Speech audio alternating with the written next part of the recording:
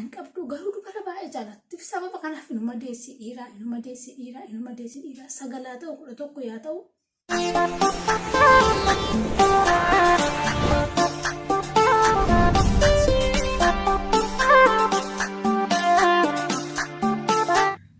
Hashamaa harka fuunee akkam jirtu kabajamtoota fi jaalatamtoota hordoftoota ayyeetu shoo kan waaqayyoo bakkuma isin jirteetti isiniif haa baay'atu isiniin jira. Namoonni haaraa nan beekna jiraattan feetuutu shoon jedhama. Namoonni guyyaa jalqabaaf dhuftan anaa dhufuu bakka nagaan dhuftanii isiniin jira. Guyyaa har'aa immoo sagantaa kana haga xumuraatti akka dhaggeeffatan abdii guddaan qaba. Gaafii kana kan na gaafate Mashar Tuubidha. Ni beektu jedhee ni yaada. Namoonni Mashariif maatii qotatanii isaaf maatiin taa'anii yoo jiraattan subscribe gochuun dagatinaa. Maatii isaallee taa'an isiniin jira. Isin bashannansiisan isiniin jira. Amala maashuu namoonni hin beekne jirtan jedhee ni yaadu. Tarii namoonni channela kana hojjechaa hin jirre kana maatii tatanii jirtu waan ta'eef isaan kan jira. Tole akkasuma har'a gaafii na gaafate gaafii naaf erge jechuudha. Yeroo itti gaafiin kun kallattii ta'e ani waan isa gaafadhuun qaban ture. Hundumaaf yoo haga xumura viidiyoo kanatti na waliin turaa isin jecha viidiyoo kana hojjedhee akkuma channela koorratti gadhiifadhuuf gaafii kana na gaafate. Gaafiin kun gaafii yoo xiqqaate tokkichi isaa hagamuuf jalaa qaba isiniin jedheen kanatti magaalaa lakkoofsa inni gaafii na gaafate. Gaafii 16dha. Nan deebisaaf jedheen yaada. Tarii gaafiin kan koo akka inni gaafatetti isaaf ta'uu ni dabaalata. Hin beeku garuu waan inni na gaafateef sanimmoo waan akka hin taajetti nan deebisaa fi haga xumura sagantaa keenyatti waliin turaa jechuun affeerraa kooti. Jalqaba irratti na gaafachuu gatiif immoo guddaa galatoonis hin jira. Ulfaadhu akkasuma immoo maqaa koorraa kaatee maqaan ayyeetu jedhu hiikni isaa maalidha jedhee hiika ayyeetu jedhu. Biyya keenyatti aannanumaan ayyeetu kan jedhamu aannan ho'aariifuu ilmameedha. Ayyeetu kun isin jetteef aannan immoo adiidha. Ijoollummaa kiyaan baay'ee daa'imni hundumaa addaatti akkam jeetti malee adii wayiiti jedhan kanumaaf ayyeetu naan jette. Inni isaa aannanuma jechuudha. Aannan isa ta'anis ni jira. Yoo raafame immoo areeda kan ta'u hin jira. Afaan Oromooti immoo aybii yookaan xaqanaa isa jedhamu sanillee kan ta'ullee ni jira boodarra jechuudha. Kan aanqubaa ta'ullee mootummaan ni jira. Ayyeetuun isa jalqabaati waan hundaafuu ayyeetuun isa siin jira. Tolee kanatti as eenyutu sii baase kan naan jiruuf immoo anaaf maqaa kana kan naa baase akka guutuutti jechuudha. Haadha gootitu naa baase jechuudha. Akkasuma immoo maqaa biraa ni qabda. Maqaa baay'een qaba. Namni tokko maquma tokkoon na yaama yoo siin jedhee maamti fakkeenyaaf ani haati fi abbaan kan koo Nuuree jedhanii na waamu. Mana barumsaatti Loomidha. Paaspoortiin koollee bakka inni nama hojjetullee Loomidhumaan kan na yaamanii jechuudha. Akkasuma namoonni burtukaanis naan jedhe isin jiru kan hunda sitti mana fixaareen ayyaantunis maqaa kiyyaa faayin maqaa kiyyaa maqaa hedduun qabaa isinitti barbaade walumaa galatti maqaa lakkaa'eefituuf. Sa'aatiin hin deema waan ta'eef bishaan daaktee beektaa sodaattus fe'ee beekanii. Dhugaa dubbachuuf lagaa jechuun erga jabaadhee dhaqee isii warra kootii yaada godhamu achirraa lagaayyuu deeman bakka miti bishaan daaknus nurraa fagoodha. Bishaan mattuu dhiyyoo hin jirru. Yoo waan roobe haroo yaadin beektu miti kan mana fa'aa keessaa marii qabu isiin daakuudhaan kana achitti ani bishaan daakee hin beeku. Fe'amuu foo jechuu kooti maaliin godhani. Dhiira keessaa kamitti heerumuu barbaadda akkasumas naannoo kam jiraachuu filatta?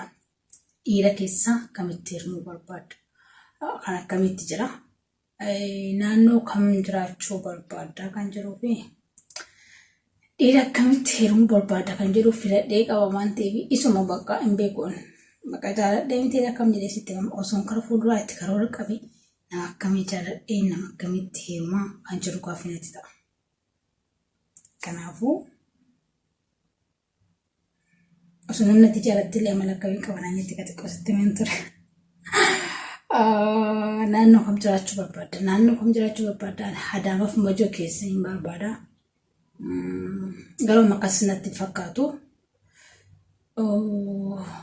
Maqaa ni beekta yoo ta'e garuu inshaallah kan beeku achillee akkas jedheen yaada'anii. Gaafii isaa afuraffaan jaalachuu moo jaalatamuutu irra nama fayyada. Wanti kun lacheen isaayyuu wal qabata. Yoo ati waan gaarii goote kan jaalatamtu, yoo calumaan jettee immoo ati namuma jaalatte, yoo namni sin jaalanne na jaaladhuun jaalalan taatu jedha Oromoon. Kanaaf akkam gootee nama jaalatta. Nama nan jaaladha fakkeenyaaf. Garuu yoo namni sun nan jaalanne hiika maalii qaba? Garuu yoo jaalatamte waan jaalatamteef qabda. Atillee gaarummaa kee mul'isa jaalatamuu kan kee. Namni tokko akkanuma namni nama lolu namni dhugee machaa'u namni jeequmsa uumu ni jaalatama ree hin jaalatamu. Innillee nama hin jaalatu. Osoo nama jaalatee namaaf yaada ollaaf yaada dhugee namatti ni jechuudha. Dhugaatiidhaan waliin qabatu garuu jaalatamu immoo jaalachuutu nama fayyada kan jettee fi lamaan isaa wal bira qabeen ilaalee aan akka kootti ilaalaa jechuudha. Yoo nan jaaladhe namni nan jaalannis faayidaa hin qabu. Kanaafuu namni tokko immoo maaliidhaaf na jaalata yoo namni gaarii ta'edha. Kanaafuu lacheen isaa wal qabata. Kamtu nama fayyada kan jiruuf yoo jaalatamte hojii keessa waasi jaalachiisetu si duukaa jira jechuudha. Waan ati hojjettetu akka ati jaalatamtu si taasisee jechuudha. Kanaafuu yoo heerumte ijoollee meeqa godhachuu barbaadda? Akkasuma immoo dhiira meeqa dubara meeqa jedhee kooma koo taa'ee murteessaa deemu kana keessa. Jireenya waddadee jechaa jiru ni dhageessa. Kanammoo obbo Shimallis akka yeroo maraa dubbatu ni dhageessa waan ta'eef meeqa lama yoo hin jedhee yoo tarii yoo kallachuu dheeraa taatee dubara dhabinnaa kan jedhu. Yoommoo lachuus immoo dubara taatee dheerii nabamaa hin beekamu kun kennaa waaqayyooti garuu ijoolleen kan namaaf kennu waaqayyoodha dhiiras ta'ee dubara. Hin beeku waan lama lama hin baay'atu. Hin beeku maashuu kanas gaaffii kana kan gaafatte maatii osoo nan abbaa manaa koo wajjin hin jiraadhite yerumsa wal mari'anis cina nutti muddamte yeruma xiqqoo seesonaaf eeggattee jira bareechessi deebisa hundumaafuu ishee lama.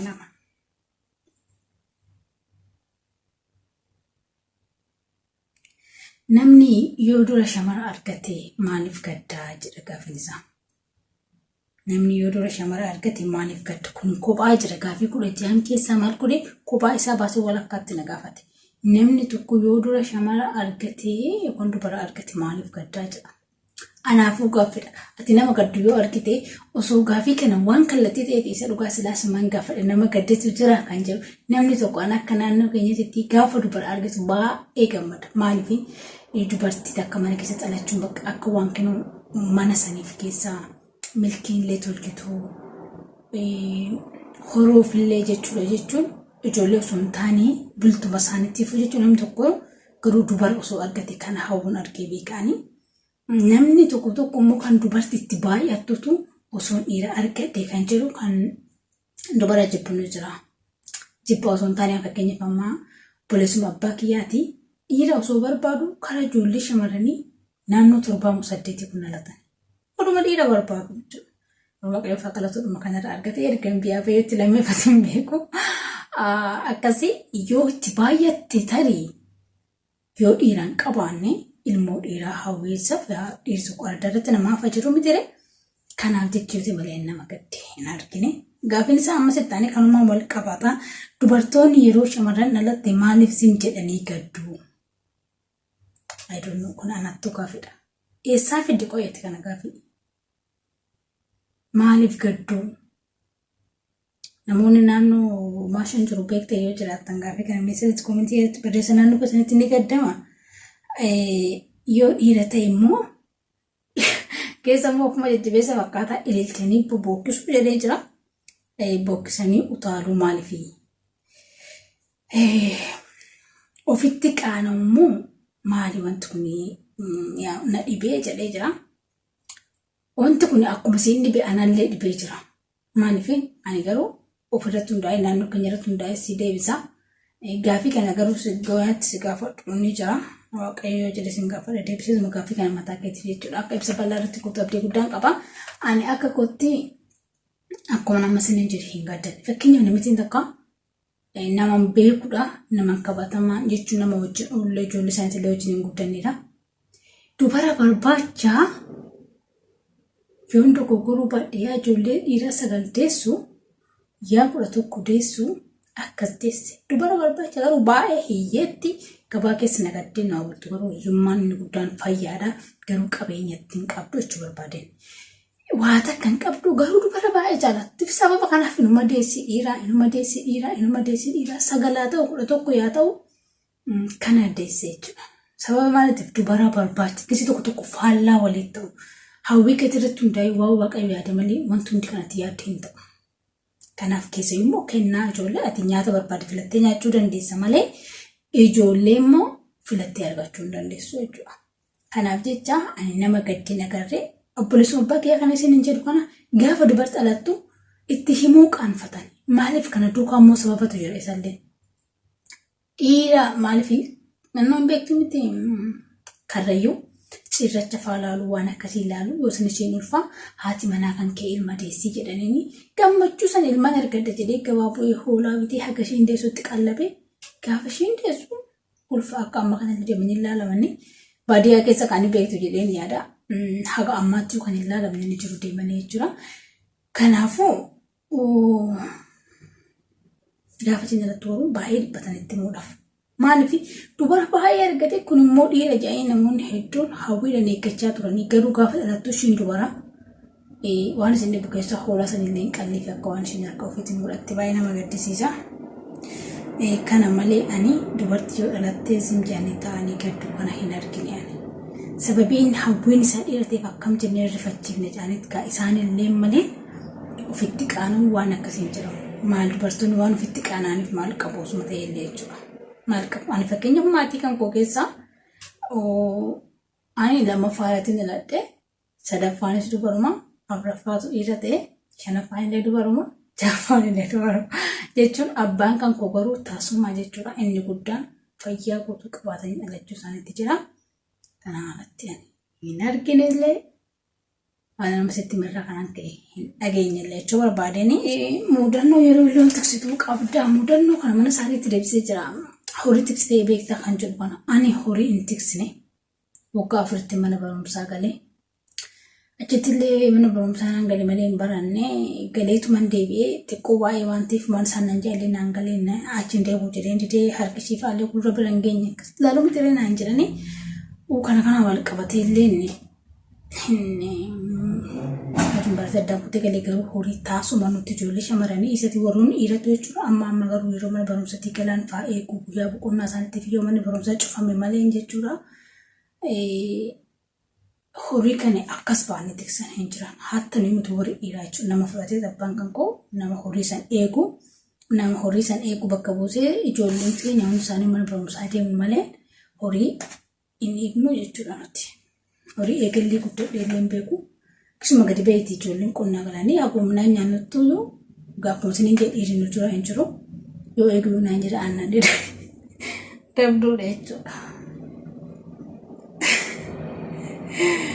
Qotiisa qottee beektaa kan jedhuuf eeyyan jechuun caaluma jedheetuma beeytuma kaa'atti ooleetuma saatiin qotu malee gisee nyaata afaan bakka maasaatti keessinuu bisinan qotaa gisee isaan immoo facaasanillee irraa fuudhee nan qotaa keessatti tokko namoonni naannoo san darbanii maal ijoollee maaliif hindi bara qochisiiftu waan irra ofu jedhanii yoo dubartii qotte waan irra ofu jedhan ajaa'ibuma kanuma ilaalcha hawaasa keenyaa nama dhibaa kanas hin jira ayyan lafa qonaatee qotee beekaa gaafa tarii ijoolleen immoo qottullee hin jirre akkas gaaf 2-3 baakuu gargaaree beekaa garuu qonna baay'ee hunda qotasanii miti gaa yoo bira dhaqee yaaduma irraa fuudhuudhaaf akkasas hin jira. Osoo dhiira ta'e jettee hawwitee beektaa jedha gaaffii torbaffaarra kanaan gahaa jira. Osoo dhiira ta'e jettee hawwitee beektaa. Beekanii dhiira ol ta'e jedhee hawwi jechuun akka tokkotti yoo ilaalte qe'ee hambaa dhaquurraa osoo maatii koo biratti hafee jedhee hawwuu danda'a garuu kana jechuudha. Maleeni ofitti qaanee yookiin amma ati gaaffii akka amma ittisanii ofitti qaanee jechuun dubaraa ta'ee dhalachuu kootti gaabbee osoo dhiira ta'e jedhee hin beeku kara fuulduraattis hin gaabbulu jechuudha. Maaliifini anis nama waan inni tokko hojjechuun danda'a garaagarummaan keenya heddumallee jijjiiramnudha malee jechuudha. Anis waan barbaadu jedhee jiraachuu nan danda'a. Namaaf illee nama fakkeenyummaa ta'etu kan dubartii ta'etu waladhee dubartiin tokko akka jabduu taatu akka fakkeenyummaa gaarii akka namatti agarsiisu ta'ee hawaasa keenya keessumaayyuu booddeetti hafaa kana keessa an akka hawaasa keenya jechaa jira baay'ee baadiyyaa keessa jira nuti. Isaaniif illee namoota ilaalcha namaaf gadaantummaa qabaatan kanaaf fakkeenyummaa kan gaarii ta'uu barbaada malee dubartii ta'ee alachuu kootti tasuma gaabbee hin beeku kara fuulduraatti hin gaabbisin jira. Yeroo daa'imummaa keetii maal hawwitaa? Dooktora immoo Piroofeesara ta'uu barbaada. Siisa tokko barsiisan nama gaafata. Maal ta'uu barbaadaa jedha. Barreessati saanduqa akkas kaa'aniitu achi keessa goona barreessineetu jechuudha. Akkuma tokko tokko barsiisanii jira miti yoo tokko quraanii qabaadhe maqaa keessatti barreessinaa ta'uu barreessati as keessa naaf kaa'aadha nan dubbifadhaa jedha barsiisan yeroo tokko jechuudha. Akkasuma hawwii keenya illee nu gaafata ture. Yeroo sana dooktora horii ta'uun barbaada maaliif horiin keenya yeroo tokko baay'ee hin du'anii turan naannoo keenya sanii horii sun nama rarranii yaaluun barbaadan ture. Erga naannoo kutaa torbaatti yaa'ee akkana ol siqee booda gaazexeessituu ta'uu ture hawwiin kan kun. Gaazexeessituu ta'uun barbaade hin taane gaa mana namaa keessa hin gaazexeessa.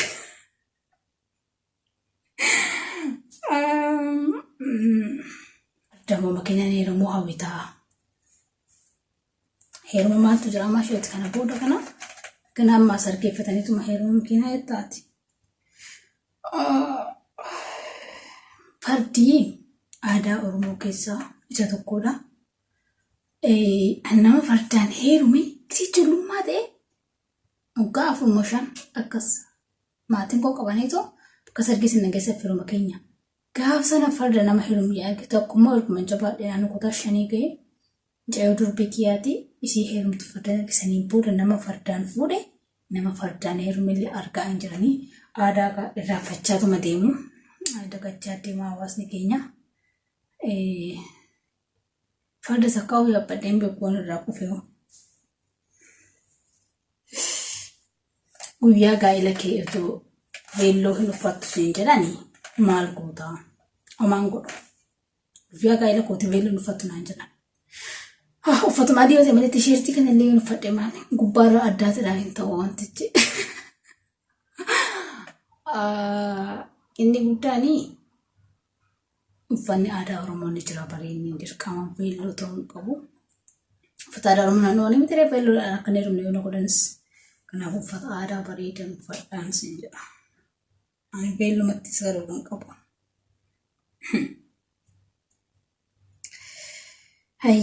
Guyyaa ati akkaan ofitti gaddite ni jira. Guyyaan akkaan ofitti gaddi. Ofii kootti. Himadhee jira mudannoo kana gisuma beerutti jiru ergoon biyya ba'e. Guyyaan akkana hin jiraanne barbaade. Guyyaa biiroo dhaqee achitti naan qabalamee gisuma akkana qaban namichi. Beektu ijoolleen beektu jirtanii gisee bona ta'e gisee bona ta'e jabala iddoo jedhamutti galuu jechuudha. Baadiyyaa baay'ee qilleensaa bareeda.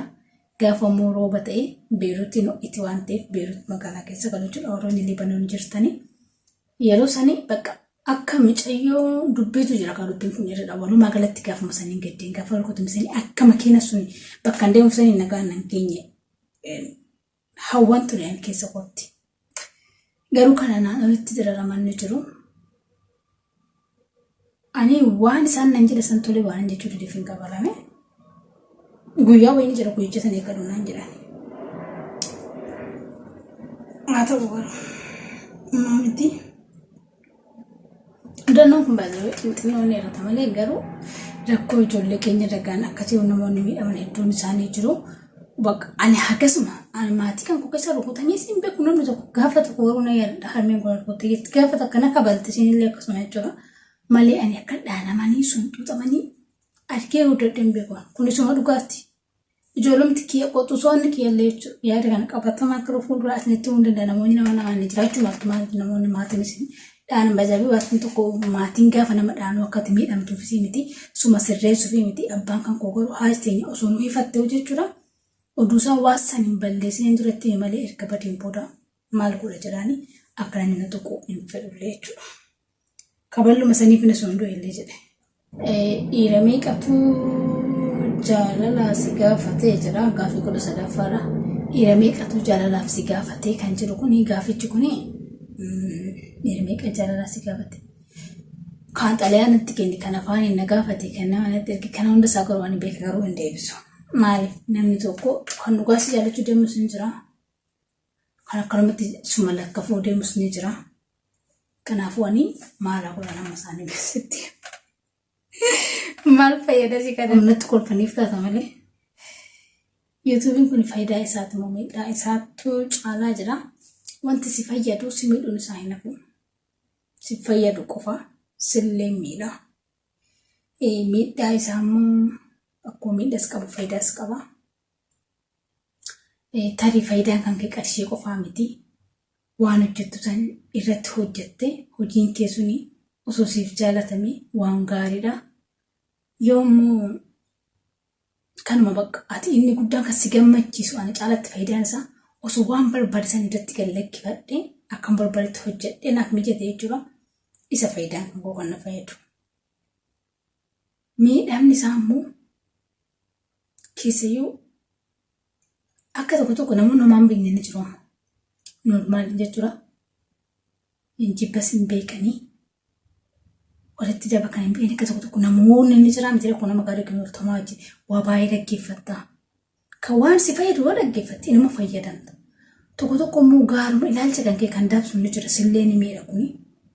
Karaa biraatiin yoo yeroo baay'ee itti kennite sammuu kee irratti illee yoo isuma ilaalcha irrii balee dhabde sirratti illee miidhaa geessa. Akkasuma galatti miidhaas ni qaba, faayidaas ni qaba. Inni guddaan murteessan ilaalcha ati ilaaltu fedha jechuudha. Inni guddaan ati maal hordofaa jirta, maal ilaalta, maal irraa baratte achitti of beekaa jechuudha. Ani akka kootti lamaan isaa iyyuu qaba. Si fayyadallee, si miidhallee. Yeroo itti jibbinsa irraa bartuu ni jira. Yeroo itti wal qoqqoodinsa irraa bartuu ni jira. Bakka olaan fayyatu balbalee olaan wal gatuu ni jira miti. Akkasillee jechuudha. Akkasuma immoo namoota irraa waa barattu muuxannoo hedduu irraa fudhattu ni jira. Namoota baay'ee jaalattu kan irraa argattu ni jira. Akkasuma waan lachuu of keessaa qabaas ni jira. Warroota YouTube kanaa irraa warroota dhiiraa immoo warroota shamarranii jaalattaa jedha. Ani warroota dhiiraa immoo warroota shamarranii jaalattaa. Lamaan isaanii unaan jaaladhaan. Tokkicha isaanii kan inni jaan argeen qabu haga irratti YouTuberoota keessa namoota tokkicha kan inni jaan argeen qabu dhiiras ta'e shamara nama tokko argeera garuu gaazexee haa ta'u malee jechuudha asuma irratti hin bare. Kanaafuu dhiiras ta'e dubara hunduma isaanii jaaladha. Gaafsa qilleensa kan irratti akka nama walitti buune hin beeku dhiiras ta'e shamara jechuudha. Kanaafuu hunduma isaanii yoo jaaladha. Waliin caalchisu jechuudha lamaan isaanii ana biratti wal qixa. Ijoollee dhiiraa akkamitti ibsitaa jira gaafii 16ffaanii ijoollee dhiiraa. Ati ijoollee dhiiraa akkamitti ibsitaa kan jedhuufi ijoollee dhiiraa jechuun ani baay'een jaaladha jechuudha. Ijoollee ani akkuma isin jedhe horii eegeen guddaan ijoollee irratti walitti dhufeenya hin qabu. Mana keenya keessa kan jiru ijoollee dubaraati. Mana barumsaatti garuu gaafa ijoollee dhiiratti baay'een jaaladha. Akkasuma shamarraniitti baay'een jaaladha. Kanaafuu ilaalchi ijoollee dhiiraatiif amma nama tokko dhiira tokko gisee fudhattee ilaalte dhiira suni anaa fi obboleessa kootii abbaa kootii jechuun nama tokko karaa tokkichaan eeguu hin dandeessu. Ani eenyuma isaaniitiif garuu gaarummaa dhumanii yaada akkuma obboleessa tokkootti isa jaaladha jechuudha. Dhiira tokko ilaalchi biraa maalli isaaf qabadhare. Ilaalchi hamaan isaaniif qabu garuu isaan keessa hin jiru. Inni guddaan murteessaan hojii abbaatti gaha. Malee dhiiraaf ilaalcha akkamii qabdu yoo jedhe akka ilaalchuma obbolummaa, ilaalchuma gaarii, ilaalchuma obboleessa kootiif yaadu waan obboleessa kootiif yaadu osoo innis akkasuma akkuma obboleessa kootiif yaaduttaan isaafillee yaadan jira. Ilaalchi hamaan keessa hin jiru. Ijoollee dhiiraa biyya Arabaa jiranii fi akkamitti ibsitaa ijoollee dhiiraa biyya Arabaa jiraniif. Ijoollee dhiiraa biyya Arabaa jiran.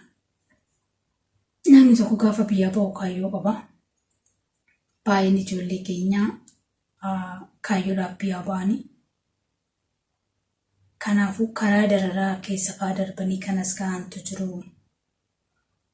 jechuun rakkoon hedduu keessa darbanii warroonni amma lubbuun jiraataniif namni hunduu nama kaayyoo qabudha.